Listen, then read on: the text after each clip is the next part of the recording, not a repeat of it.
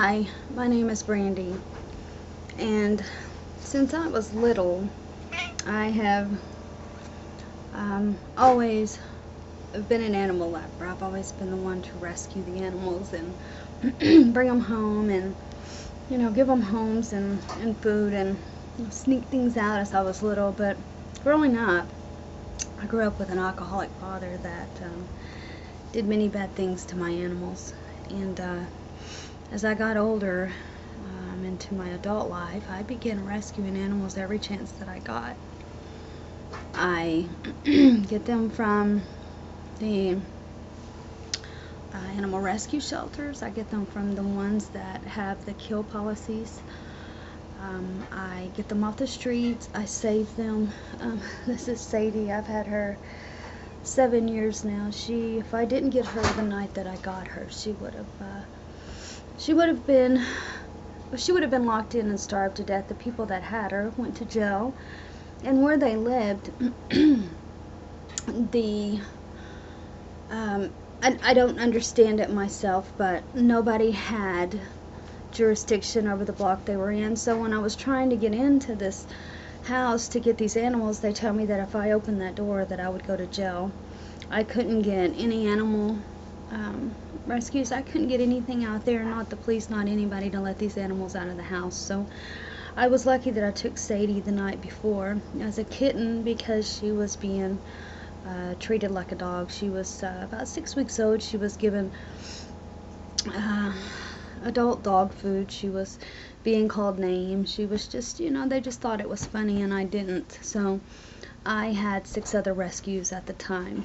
So now I have over 30 rescues where I'm at, and she's very bossy with me. She doesn't let anybody else, she doesn't let anybody else touch her. Okay.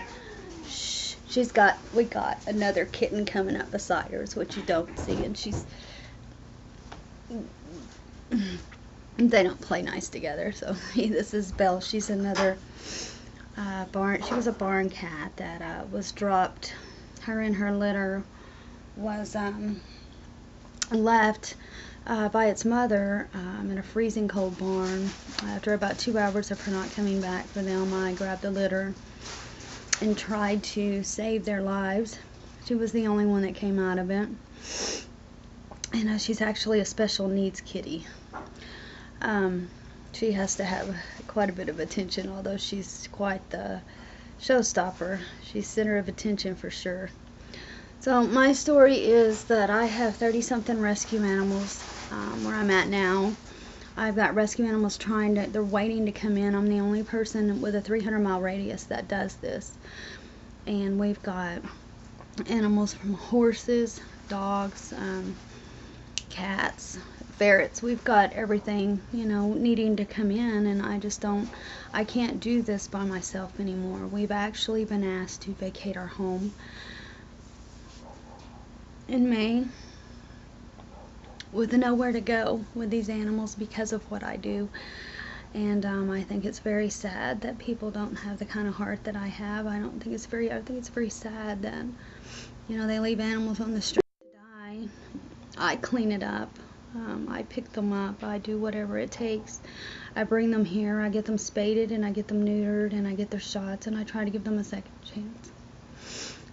At this point, I'm asking for the help of anybody out there who is willing to help me keep this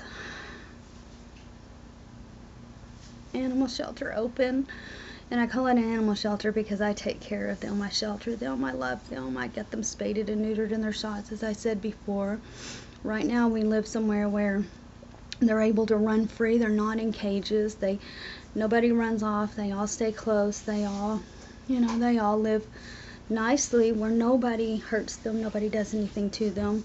We need a place to go with these guys. We actually had 2 horses that was waiting to get in that were being starved and abused, and they actually died waiting to get in, and that's the first time I've had something like that happen, or that I've been told about it, and that was heartbreaking. It was very heartbreaking for me because Because what I do is I save them. I don't watch them die. I don't stand back. I don't just stand aside and let people abuse them like that. I take them from, if I have to take them from their yards, I take them from the yards. I do what I have to do to protect them. So with everything happening so quickly and us having to find another place, which because I took up for the animals and I continue to care for them and feed them and do all these things, we don't really have the money to find a place with the capacity to move we're having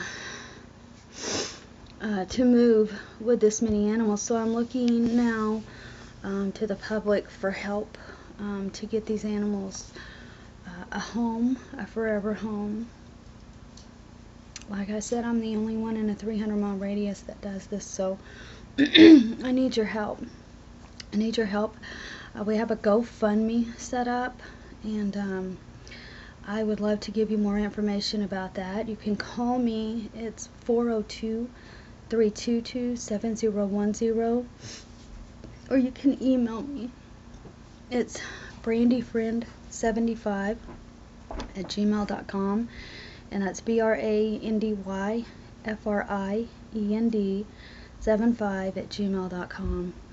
And if anybody knows how to get this out into the media, or I'd be happy to video all the animals out here at one time, show you what I'm doing, show you what I need, and the dire.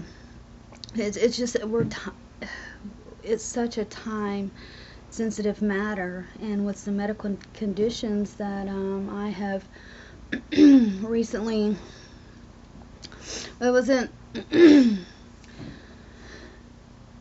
in a car wreck many years ago that broke my neck in 2 places on both sides, and although I've had a neck surgery, it was a failed neck surgery, and now my arms and my hands are numb. They've completely gone numb, and so we're traveling tomorrow for a CT myelogram, and so I depend on what I can do with these animals, by a disability, my husband's disability, and he's a disabled vet.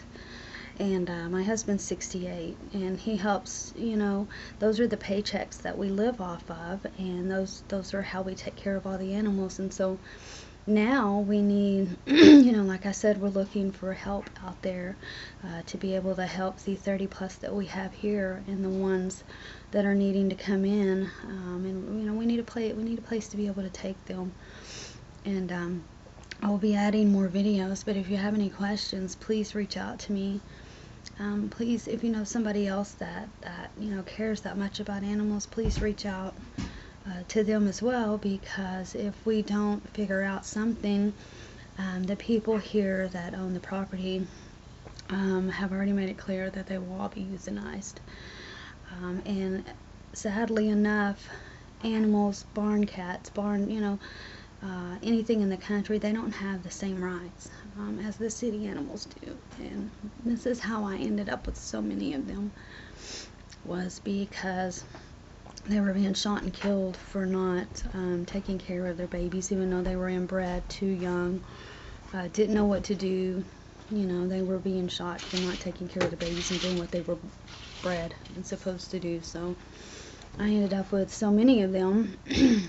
We actually made a 9-hour trip with 21 rescue animals, and that was pretty crazy. But I ended up going from a 9-hour trip to a two-day trip, which that's a whole nother story.